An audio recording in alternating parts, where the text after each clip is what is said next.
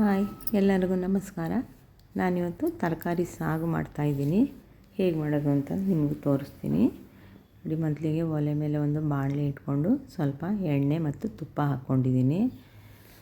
ನೀವು ತುಪ್ಪ ಬೇಡ ಅಂದರೆ ಬರೀ ಎಣ್ಣೆಯಲ್ಲೂ ಮಾಡ್ಕೋಬೋದು. ಎಣ್ಣೆ ಸ್ವಲ್ಪ ಬಿಸಿ ಆದ ನಂತರ ಸಾಸಿವೆ, ಕರಿಬೇವಿನ ಸೊಪ್ಪು ಹಾಕ್ಕೊಂಡು ಈರುಳ್ಳಿನೂ ಹಾಕ್ಕೊಂಡು ಒಂದು 2 ನಿಮಿಷ ಹುರ್ಕೋತಾ ಇದ್ದೀನಿ. ಸ್ವಲ್ಪ ಹಸಿ ವಾಸನೆ ಹೋಗೋವರೆಗೂ ಹುರ್ಕೊಂಡ್ರೆ ಸಾಕು. ಆಮೇಲೆ ಇದಕ್ಕೆ ತರಕಾರಿಗಳನ್ನ ಸೇರಿಸ್ತಾ ಇದ್ದೀನಿ. ನಾನಿಲ್ಲಿ ಹುರುಳಿಕಾಯಿ ಮತ್ತು ಕ್ಯಾರೆಟು, ಆಲೂಗಡ್ಡೆ ತೊಗೊಂಡಿದ್ದೀನಿ. ಎಲ್ಲನೂ ಚೆನ್ನಾಗಿ ತೊಳೆದ್ಬಿಟ್ಟು ಸಣ್ಣದಾಗಿ ಹಚ್ಕೊಂಡು ಹಾಕ್ಕೋತಾ ಇದ್ದೀನಿ. ಈಗ ಒಂದು 5 ನಿಮಿಷ ಹಬೆಯಲ್ಲಿ ಬೇಯೋದಕ್ಕೆ ಮುಚ್ಚಿಡ್ತಾ ಇದ್ದೀನಿ.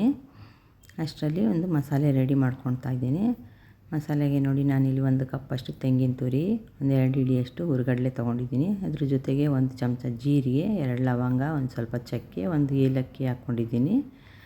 1 ಹಿಡಿಯಷ್ಟು ಕೊತ್ತಂಬರಿ ಸೊಪ್ಪು, ಒಂದು ಸ್ವಲ್ಪ ಶುಂಠಿ ಹಾಕ್ಕೊಂಡಿದ್ದೀನಿ. ಅದ್ರ ಜೊತೆಗೆ ಖಾರಕ್ಕೆ ಎಷ್ಟು ಬೇಕೋ ಅಷ್ಟು ಹಸಿರು ಮೆಣಸಿನ್ಕಾಯಿ ಹಾಕ್ಕೊಂಡು ಸ್ವಲ್ಪ ನೀರನ್ನು ಹಾಕಿ ನೋಡಿ ಈ ರೀತಿ ನುಣ್ಣಗೆ ರುಬ್ಕೊಂಡಿದ್ದೀನಿ.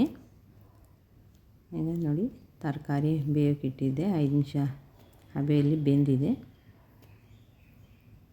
ಈಗ ಇದಕ್ಕೆ ಒಂದು ದಪ್ಪದ ಟೊಮೊಟೊವನ್ನು ಹಚ್ಕೊಂಡಿದ್ದೀನಿ.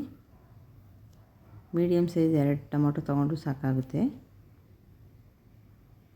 ಇದನ್ನೆಲ್ಲ ಒಂದು ಸತಿ ಚೆನ್ನಾಗಿ ಮಿಕ್ಸ್ ಮಾಡಿ ಟೊಮೊಟೊನೂ ಸ್ವಲ್ಪ ಮೆತ್ತಗಾಗೋವರೆಗೂ ಬೇಯಿಸ್ಕೊತಾ ಇದ್ದೀನಿ. ಟೊಮೊಟೊ ಎಲ್ಲ ಸ್ವಲ್ಪ ಮೆತ್ತಗಾಗಿದೆ. ಇವಾಗ ಇದಕ್ಕೆ ರುಬ್ಕೊಂಡಿರೋಂಥ ಮಸಾಲೆಯನ್ನು ಸೇರಿಸ್ತಾ ಇದ್ದೀನಿ. ಒಂದು ಸ್ವಲ್ಪ ನಿಮ್ಮ ಅಳತೆಗೆ ಎಷ್ಟು ಬೇಕೋ ಅಷ್ಟು ನೀರು ಹಾಕ್ಕೊಂಡು ಮಿಕ್ಸ್ ಮಾಡ್ಕೊಳ್ಳಿ. ತುಂಬ ತೆಳ್ಳೂ ಬೇಡ. ಈಗೆಲ್ಲ ಒಂದು ಸತಿ ಚೆನ್ನಾಗಿ ಮಿಕ್ಸ್ ಮಾಡಿ ರುಚಿಗೆ ತಕ್ಕಷ್ಟು ಉಪ್ಪು ಹಾಕಿ ಮುಚ್ಚಳ ಮುಚ್ಚಿ ಈಗ ಮಸಾಲೆ ಎಲ್ಲ ಹಸಿ ವಾಸನೆ ಹೋಗೋವರೆಗೂ ಚೆನ್ನಾಗಿ ಬೇಯಿಸ್ಕೊಳ್ಳಿ. ಈ ಸಾಗುನ ನೀವು ಪೂರಿ, ಚಪಾತಿ, ಇಡ್ಲಿ, ದೋಸೆ ಯಾವುದ್ರ ಜೊತೆ ಬೇಕಾದರೂ ತಿನ್ಬೋದು. ತುಂಬಾ ಚೆನ್ನಾಗಿರುತ್ತೆ. ನೋಡಿದ್ರಲ್ವ, ಸಿಂಪಲ್ಲಾಗಿ ವೆಜಿಟೇಬಲ್ ಸಾಗು ಮಾಡೋದು ಹೇಗೆ ಅಂತ. ಈ ವಿಡಿಯೋ ನಿಮ್ಗೆ ಇಷ್ಟ ಆಯಿತು ಅಂದ್ಕೋತೀನಿ. ಇಷ್ಟ ಆದರೆ ಒಂದು ಲೈಕ್ ಮಾಡಿ, ಹಾಗೆ ನನ್ನ ಚಾನಲ್ನ ಸಬ್ಸ್ಕ್ರೈಬ್ ಮಾಡಿ. ನಿಮ್ಮ ಅನಿಸಿಕೆ ಅಭಿಪ್ರಾಯನೆಲ್ಲ ಕಮೆಂಟ್ ಮಾಡಿ ತಿಳಿಸಿ ಅಂತ ಹೇಳ್ತಾ, ಇಷ್ಟೊತ್ತರೆಗೂ ನನ್ನ ಚಾನಲ್ ನೋಡಿದ ನಿಮಗೆಲ್ಲರಿಗೂ ತುಂಬ ಹೃದಯದ ಧನ್ಯವಾದಗಳು.